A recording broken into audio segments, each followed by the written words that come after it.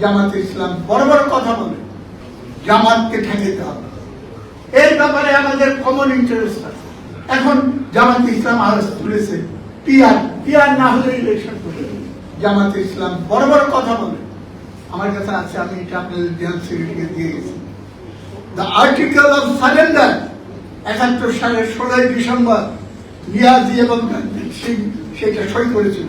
সেখানে লেখা আছে, উই পাকিস্তানের arm force, civil Naval force, air force along with all auxiliary paramilitary and civil forces unconditionally surrender করছে। auxiliary force কারা? auxiliary force হলো আল বদর, রাজাকার, আল শামস, এবং কারা? পলিটিক্যাল auxiliary force was জামাত ইসলাম। এবং এটা হাতে কলমে এটা অস্বীকার করার উপায় নেই। এইখানকার সরকারের ৩টা মন্ত্রী না 2টা মন্ত্রী তাদের ছিল।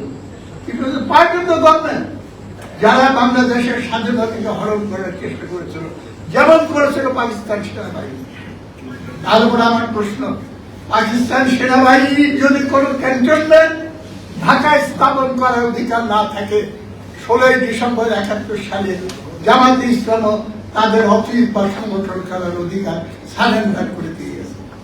তারপরে তারা অধ্যন্তপূর্ণ ভাবে আজকে আমাদের দেশকে, রাজনীতিকে পেছন দিকে নিয়ে যাওয়ার জন্য আমাদের মুক্তিযুদ্ধকে অস্বীকার করার দিকে চলে যাচ্ছে। আজকে বিএনপির মতো করো, জামাতকে ঠেকাতে হবে, এই ব্যাপারে আমাদের কমন ইন্টারেস্ট আছে।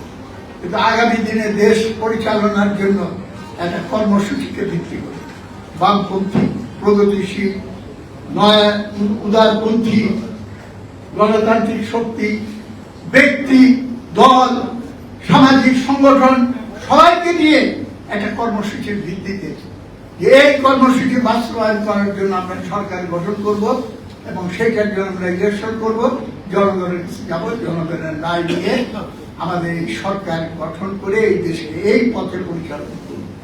এখন জামাতে ইসলাম আওয়াজ তুলেছে পিআর না হলে ইলেকশন করবে।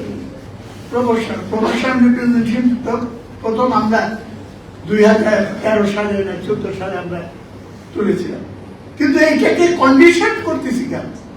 আরে এত প্রমোশন করো, একটা প্রস্তাব মানো না কেন? ভোটের জামানতের টাকা, যার মান্থলি ইনকাম ১ কোটি তারও যার মান্থলি ইনকাম ২০,০০০ তারও তার, এটা কেন? প্রমোশনাল করে দাও অনুমান। ১ কোটি আলাগে তার জামানত দিতে হবে ১০ লক্ষ টাকা, আর যে ২০,০০০ টাকা কামাই করে তাকে জামানত দিতে হবে। প্রমোশনাল যারা হয় ২,০০০ ৫,০০০ টাকা করবে।